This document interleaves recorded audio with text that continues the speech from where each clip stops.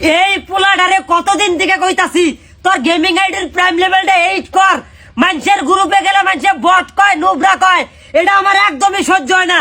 কিন্তু ও আমার এই দুল্লু কথা শুনে না। আব্বা প্রাইম লেভেল 8 করবার গেলি তো মেলা টেহা নাকবো, তুমি এত টেহা বাবা কোনো। এই কুত্তার বাচ্চা, ওটা কি তোর চিন্তা রে?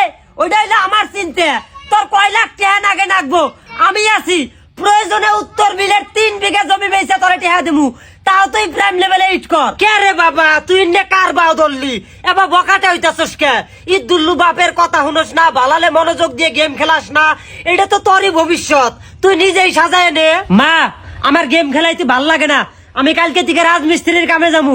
আমারও তো জীবনের সকাল লাদ আছে নাকি। দেখ দেখ দেখ, তোর পেট থেকে কিবে কুজাত বাইরেছে।